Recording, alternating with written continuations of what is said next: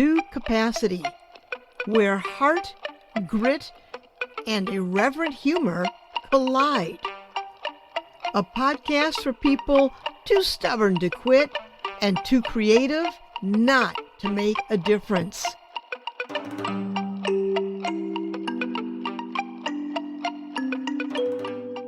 Hi, I'm Pat Benincasa, and welcome back to Fill to Capacity.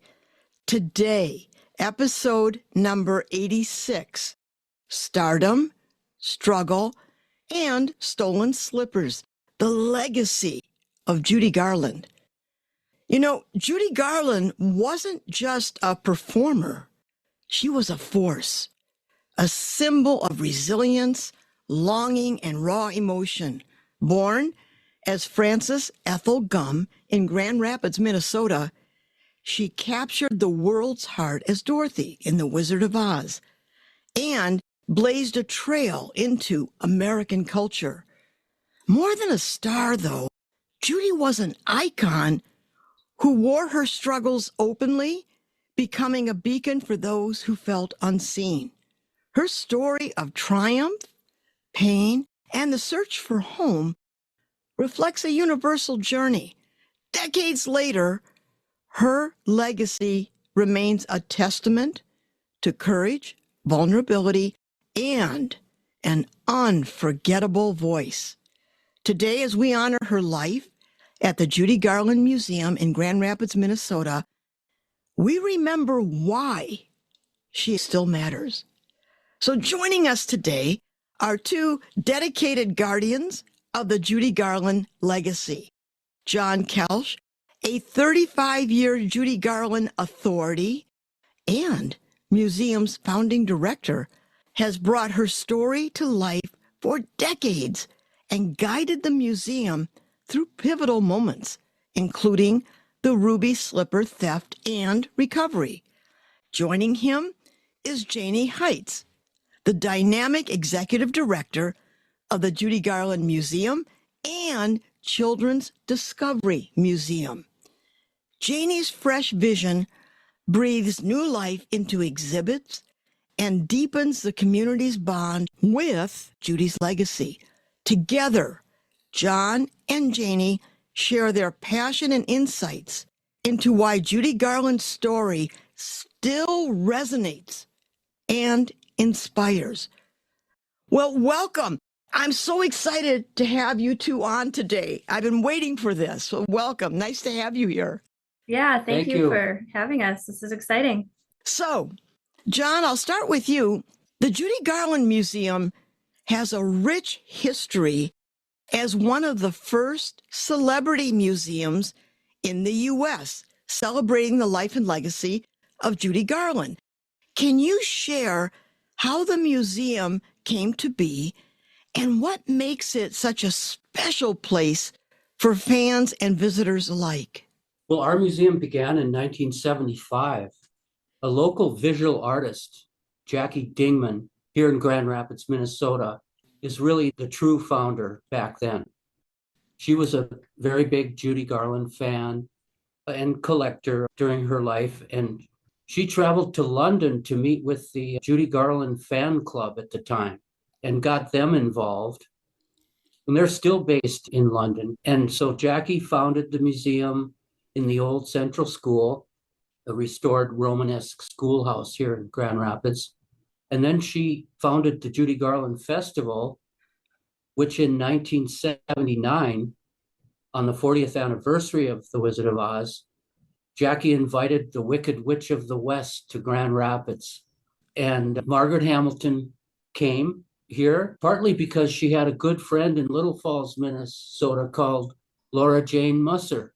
And Laura helped convince Margaret to come here. So she signed autographs and went along with the show that year in 1979. And so then Jackie started a one-room exhibit in the old Central School. And then fast forward 10 more years to 1989, on the 50th anniversary of Wizard of Oz, we held a huge festival. The Blandin Foundation here in town contributed quite a large sum, and we brought the ruby slippers here. Michael Shaw's ruby slippers came for the first time, and We had 30,000 people for our parade that summer. Wow. And we built the yellow brick road with engraved messages outside of the old central school. Wait, I'm kind of curious. What kind of engraved messages? Oh, families bought bricks and it said, "We love you, Anna," Dedicated to their family their family members, or any message they could fit, certain characters on 3 lines. You know what's so spectacular about that? Now, I have to tell you guys, I watched Wizard of Oz last night. I had to, okay? And I love that the whole notion of it is the meaning of home. And here you build this yellow brick road with people, families remembering family members. It doesn't get better than that. No, that's for sure. Oh, that's awesome. So, Janie, the museum plays such an essential role in preserving Judy Garland's legacy. What are some of the most surprising or emotional moments you've witnessed from visitors who come to experience the connection to Judy? Yeah, so I've been with the museum for about 3.5 years now. And in that first year, I spent a lot of time walking around, talking to visitors, trying to understand what brought them here. And I think it's exactly what you just said, that sense of home. And we're 2 museums in one. So we're the Judy Garland Museum and Children's Discovery Museum. And what I've come to learn is a lot of the Judy Garland people that are coming here, Wizard of Oz fans, they are being brought back to their own childhood. They are walking in and they are contemplating their childhood. They're thinking about the one time a year that the Wizard of Oz was shown. It was a time when families would gather in their living room and watch that iconic movie once a year because it was always shown. And so I think it's that whole notion of home. It makes them feel safe and at home. They get to be with their family. They're usually in their home when they watch the movie. And it's just a film that resonates with people of all different ages, sizes, shapes, and cultures. And so there's always stories of, I think there's one where this gentleman came, and I didn't experience this. This was one of our board members, but kind of a motorcycle guy, right? Kind of looked a little scary, to be honest. And he came to the museum, and one of the board members was actually working the front desk that day to help out. And she was a little nervous about him, right? He just kind of looked scary.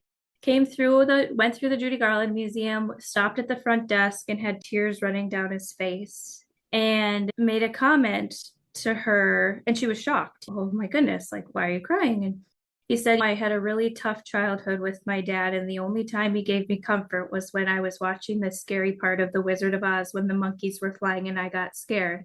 And he pulled me tight and held me. And it's the only really positive memory I have of my father. Tears to the board member. And so that's one example. And then even just for myself, when you walk into Judy Garland's childhood home, I think there's just this you just feel safe and comforted in there. I don't know. It's just a cozy house. You can tell that there was happiness in the house. It's a happy place to walk into. And then the other surprising thing I heard, I was walking around one day talking to people, and there was these grandparents from Ohio, and they had their 13-year-old grandson with them, and they drove all the way from Ohio because the grandson had heard about the theft of the ruby slippers.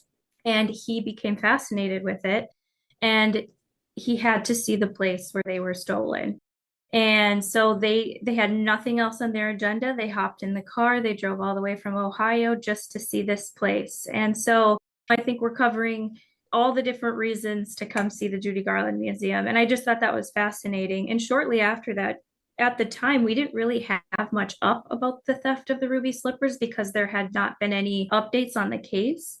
And shortly after that, we started putting out more information to the fans and the visitors about the theft of the ruby slippers because I also came to find that it's the most talked about conversation at the front desk. I think those are some of the highlights that I've experienced in my short time here. Now, John, let's go to those slippers. You were at the helm when the infamous, and I say infamous because that story went around the world. So you were at the helm of the infamous theft of the ruby slippers when it happened. Can you take us back to that day, and share how it felt to discover such an iconic piece of film history was stolen from the museum? Yes, it was the summer of 2005, almost 20 years ago. We'd had the ruby slippers here in Grand Rapids 4 times over the years. And so we always felt comfortable in exhibiting them. On the wee morning hours of August 28, Terry John Martin from rural Grand Rapids smashed the glass on an emergency exit door and was in and out of the museum in about 50 seconds with the slippers. That same evening, Hurricane Katrina hit land in New Orleans. So the story really got out there, but not as widespread as it would have been, naturally, because of the hurricane. Yeah. But David Letterman did mention it that week on his show that he had heard that the robber was armed and fabulous. And that got into Time magazine. They quoted David Letterman then in Time magazine. Armed and fabulous? Armed and fabulous. Okay. Well, we felt violated. Yeah. It was terrible. It really damaged our reputation and damaged our credibility as far as borrowing other artifacts. So the museum went through a very difficult period after that. Yeah. If anyone has ever had their house broken into, I know I did years ago, you do feel violated. And in this case, this was a violation of our cultural home, collectively speaking. Yes. As to the place of Judy Garland in our culture. It was huge. It wasn't just breaking in. It took something from all of us, I think. Yes, absolutely. Yeah. Okay, I have a question for both of you. Judy Garland's life was marked by incredible achievements and significant personal struggles. How do you balance showcasing her triumphs and addressing her challenges in the museum exhibits? We have a small exhibit about her troubled life and her addiction to prescription drugs, which people read every word of. They're, fascinated by the story and saddened by the story. How she became addicted at probably age 16 with all kinds of uppers and downers that were given innocently enough by her mother even. At that time, those drugs had no track record. They were recently discovered. In Hollywood, they were treated like a miracle pep pill. Oh, you need to stay up for 72 hours? Take some of these. Need to be on the set at 5 a.m. for makeup? Take some of these. You need to sleep at night? Take some of these. And they also knew that it suppressed one's appetite. And Judy was always threatened by, if you gain even a pound, we'll cancel your contract, lickety split. And so it's really sad how really a teenager was, when you need all the calories to grow, was starved. And for a young person to carry that burden of showing up, giving your ultimate best when the cameras are rolling, I don't know if she ever had time to be a teenager. Yeah, she really didn't. And I would say too, the other way it's captured in the museum is John does guided tours every Friday and Saturday. And he does discuss it in the tours in more depth. And that's when questions come in. What I've noticed too is a lot of people walk through and they didn't realize. A lot of people know about Judy's struggles, but a lot of people don't really. So a lot of people say, I'm just surprised at her life and how sad it really was. But for the most part, I would say most of our exhibits were on the positive side. We don't focus on that so much. Of course it's definitely not. a part of her story, but there's so much more to her story too. Yes. And her accomplishments. So I would say a lot of the museum is focused on the positives, but you can't ignore the other parts. Yeah. Actually, it makes her achievements more remarkable, poignant, and something that people can just say, oh, it was easy for her. She was a star early on, no problems. But when you really start reading about her life, how she had the resilience to do what she did at the level she did it. It's Mhm. just breathtaking. Yeah, it's quite And amazing. the comebacks she made. Yeah. Carnegie Hall. Yeah. Listen, my mother and that album, Judy Garland at Carnegie Hall, I think she wore it out, quite frankly. Okay. It's never been out of print. And it won 5 Grammy Awards that year. Oh, that should never be out of print. That No. is classic. So, John, you've dedicated nearly 4 decades to the museum and Judy Garland's legacy. I want to know, what was it about Judy that captivated you and motivated you to commit your life to preserving her story? What is it, John? Well, I think it's her incredible talent, all packed into one. Singer, actor, dancer. It just doesn't come along once a century, really.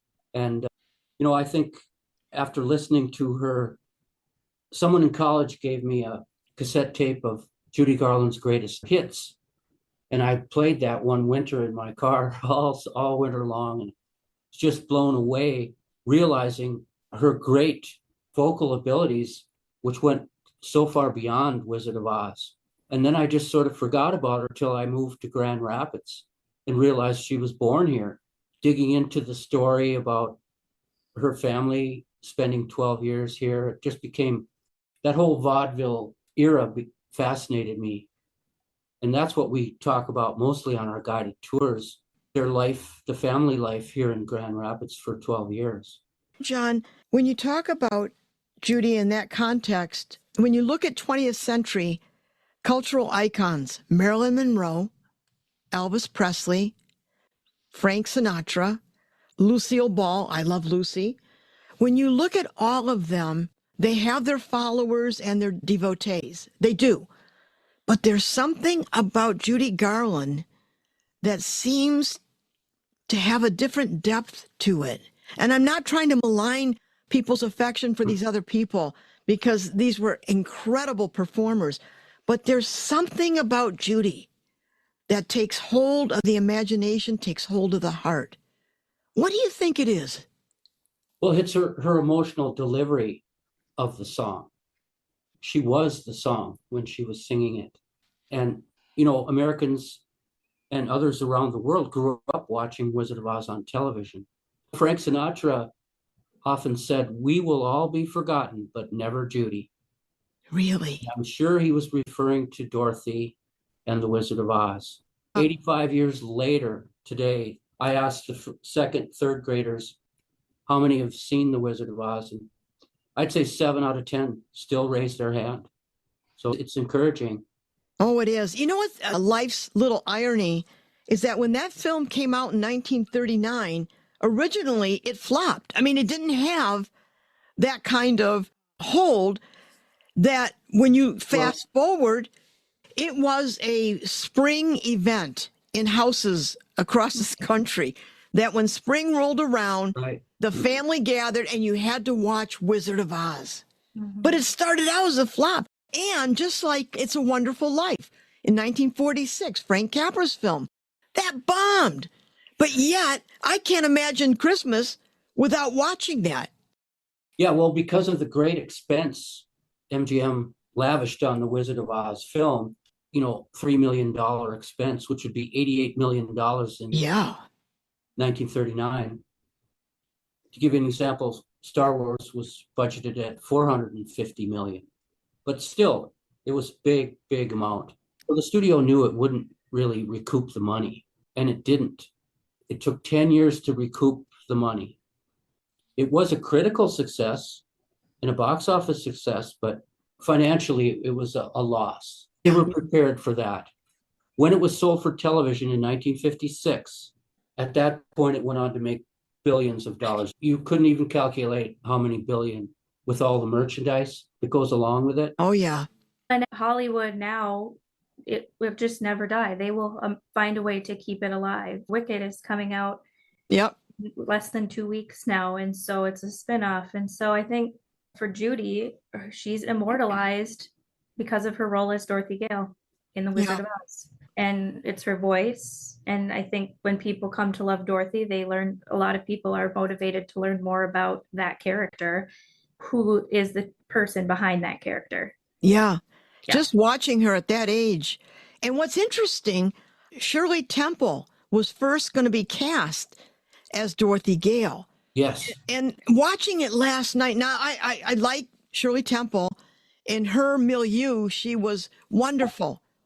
But I'm trying to picture her emoting and the depth that Judy was able to generate in that role. I frankly can't imagine anyone but Judy Garland doing Dorothy Gale. No. Right. Shirley Temple was a big Wizard of Oz fan. She read all the books. Really? They were her most popular, favorite books in her library as a kid. So she was disappointed when she was not chosen. Oh, I bet she was. Or unavailable. Yeah. Okay, Janie, as the current executive director, what are some of the new initiatives or exhibits you're most excited about that will further cement Judy Garland's relevance for further generations? Well, we're trying to buy the ruby slippers, I would say is the biggest one. We are actively raising funds to try purchase the slippers. They are out on auction right now.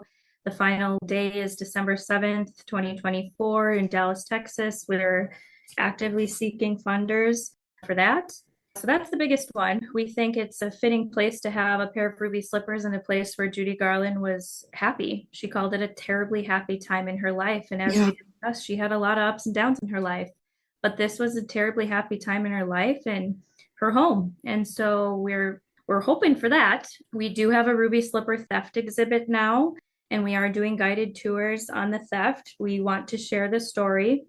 The other major project for the Judy Garland Museum is, and it's been a long road, but we have an object theater that we want to install in Judy's house.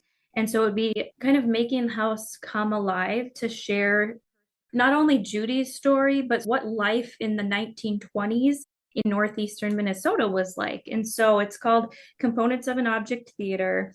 There will be like audio and visual opportunities that people can snoop around the house, and it might ignite some audio that would share an anecdote of what, like the summer kitchen, when you walk in the house, it would ignite a conversation or something that happened, like an anecdote that happened amongst the sisters in that space.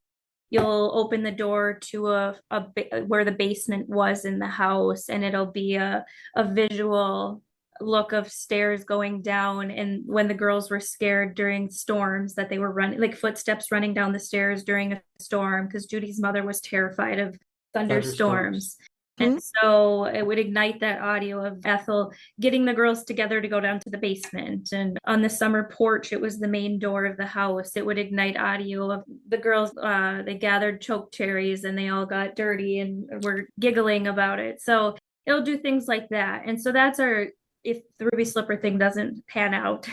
Oh, that's exciting. Yeah, a more interactive experience for visitors. You can contemplate the space differently. And also being in that time period, history is alive. History is not, oh, so-and-so lived here and they died. No. It is about who lived there, what was going on in the world, what was their day-to-day life like.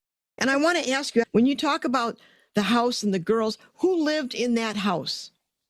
So it was Judy's parents, Frank and Ethel Gumm, and then Judy and her two older sisters. So there were 3 daughters in that house. And they were, like John said, they were part owner of the local theater here in town. And so they had a very unique life for northeastern Minnesota. Oh, it does sound like that. Yeah. They were the stars of our town. Yeah. On family stage. Yeah. Everybody knew the Gumm family because of their unique life, really. So this object theater would help you make the house come alive a little bit more. And I think you can have a deeper connection with Judy's story and the whole family story, really. Yeah. I don't think Garrison Keillor ever talked about that in Lake Wobegon story. So it's fascinating to know of the Gumm family's place in their Minnesota town. I mean, that's really quite a peek into a little town where these people were held in esteem and looked up to. That's very nice. A question for both of you. The ruby slippers have an almost mythical status in American pop culture. Why do you think these shoes, in particular, have such an enduring legacy? And what would it mean for the museum to get them back? Well, they're a universal symbol of home. Everyone around the world can identify with home. And it would mean more visitors, but the slippers could be preserved and shared with the world here in the heartland of America, where one pair really belongs. The story set in the Midwest, the first truly American fairy tale story set in Kansas. Yeah, that's a fascinating point. Now, John, you guided the museum through a challenging time of the slippers theft and recovery. And I was reading in a social media post, Governor Tim Walz said regarding the state's effort to buy the damn slippers to make sure they remain safe at home in Grand Rapids, on display for all to enjoy under 24/7 Ocean's 11 proof security. So, John, how did the theft and its aftermath shape the museum's approach to security, and what did you have to do about public trust? Well, immediately after the theft, we increased our security system here.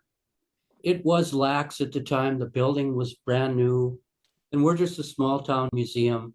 We brought a safe into the museum at the time. U.S. Bank donated a real bank safe for us to use. We wanted to put those slippers in there every night and lock them away, but the owner did not want us handling the shoes. So there that safe sat during the whole venue. It was so heavy it made marks in the tile floor. But our security, we beefed up motion detectors, had door alarm contacts improved, Cameras. 24-hour taping, which we did not have at the time. But that's a huge financial outlay for you. It was, yeah. Yeah. So I want to shift gears into a different direction. And this is a question for both of you.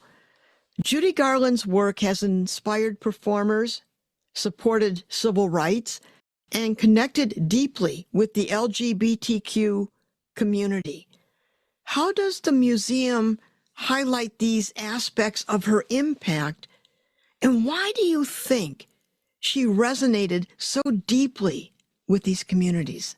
I think Judy was an accepting person of all. She loved people and she didn't care where they came from. She was an accepting person of all. We do highlight her involvement with helping the troops and going to children's hospitals. And yeah, we do have a really nice exhibit leading up to the house that talks about some of that. But I think mostly Judy was just a really good person at her heart. She had a big heart and loved kids, had 3 of her own. And we also think she would be proud to be connected to a children's museum. I think her son, Joe Luft, has said, when we've asked him, John said, "What's your favorite part of the museum, of your mom's museum?" "Well, the children's museum." Nice. Nothing in the Judy Garland Museum. He loves the children's museum. He thinks that's the best part. And so Judy loved people. And I think it goes back to the emotional delivery of her songs. People could so identify with, why, oh, why can't I be part of this world? Also, last night, as I told you, I was watching Wizard of Oz. And the beauty of that movie is that you can always see it with fresh eyes. There's always something to discover. And I was deeply moved in the part where she meets Scarecrow. These entities are so damaged. They're flawed. They're a mess. But she welcomes each one in their own way. She doesn't judge them. And wants to help them. She wants to make them part of helping each other. That sense of we can lift each other in this. Let's go to the wizard. I guess in today's world, when I watched that, it profoundly struck me that this idea that, we're in this life together and there's such a mess. And then she's a mess. But one thing I love about that as well, in the movie, when somebody, like with Lion, when he becomes a bully and she's had enough, and she'll just say, and went to the wizard, she's had enough, boy, she'll give him an earful. And I love that righteousness of, like, you've crossed a line. That's not okay. It's not okay to bully somebody. Right. Oh, that was just, I clicked it and played it again. Okay. Yeah. I played those scenes again. It was just wonderful to take that in. Absolutely. And when you, just as you were saying that, you're thinking you can watch The Wizard of Oz anytime, and maybe depending on your own personal mood, Yep. you can take different things away from the movie based on your own mood. Yes. And also, the world changed from 1939 on the precipice of war to God knows all the things we've gone through as a country and a culture. And here we are in this moment in time. What makes this a classic, it is timeless. So when we look at the outside world, the context, this movie still resonates with basic truths. That doesn't change. Yes. By the way, Over the Rainbow became an anthem during World War II. All the soldiers wanted to hear that song.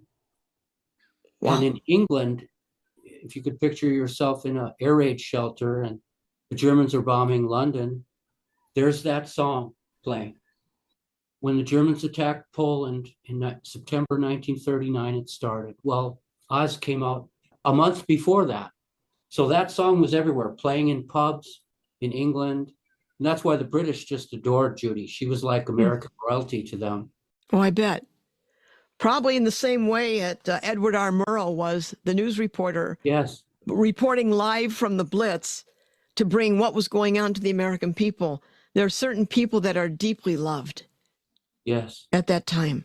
So, John, now you've played a significant role in raising funds and expanding the museum over the years.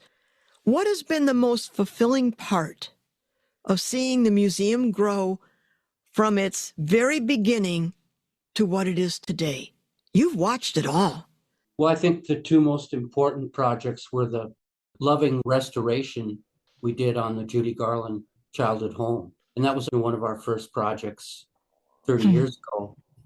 Based on eyewitness accounts and photographs, we brought the home back in time as best we could. And then I think the creation of the Children's Museum next door, which serves a broader audience. We've kept that a broad learning, hands-on learning space for children 0 to 10. They learn about the arts, sciences, the humanities. It's not tied to The Wizard of Oz. And that appeals to the local northern Minnesota audience, families. Yeah. Well, as we get towards the top of the hour, finally to both of you, Judy Garland's life was a blend of magic, triumph, deep struggle, mirroring the very themes of resilience and homecoming that she portrayed so beautifully. As the stewards of her legacy, what do you hope visitors take away from the museum? Not just about Judy as a performer, but as a person whose journey still resonates with so many today. Well, that's a really loaded question. I think it goes back to Wizard of Oz and that whole thing about how that film scares children, frightens them, but then it so reassures them at the end. And that comfort, I think Judy is a symbol of that reassurance that everything's going to be okay, like they felt during World War II, an anthem of promise and hope. And that song has been named the top song of the 20th century. 2 national polls. The American people chose that song. You know, John, I think you hit the nail on the head. Don't worry, everything will be okay. Yep, for sure. And it will. Yeah, it will. Yeah. Well, the world goes on. It does go on. Yeah. And we're here at this moment for a reason, and we steady on. Well, thank you both, John and Janie, for sharing this journey with us. Judy Garland's legacy is so much more than her films and songs. It is a story of resilience and connection that still resonates today. And through your dedication, the two of you, You've kept her spirit alive for all of us, reminding us of the power of home, heart, and courage, something we need to hold on to now more than ever. Thank you so much for coming on today. You're just what we needed to hear. Well, thank you for your interest. Yeah, this has just been a great interview. I think you hit the nail on the head too with what you just said. It's something we all need to be reminded of in the aftermath of just everything that's been going on in the world and in our country. So thank you. We appreciate your interest in Judy Garland. She's a timeless person. So doing what we do. And for people, you don't have to be a huge Judy Garland fan to come here and learn something or experience something. There's something for everyone here. So we hope we can get some more visitors to come to see Judy's museum. Oh, I'm sure you will. So thank you, everyone, for tuning in. If today's episode sparked something in you, share it with your friends, subscribe, and until the next time, take care. Bye.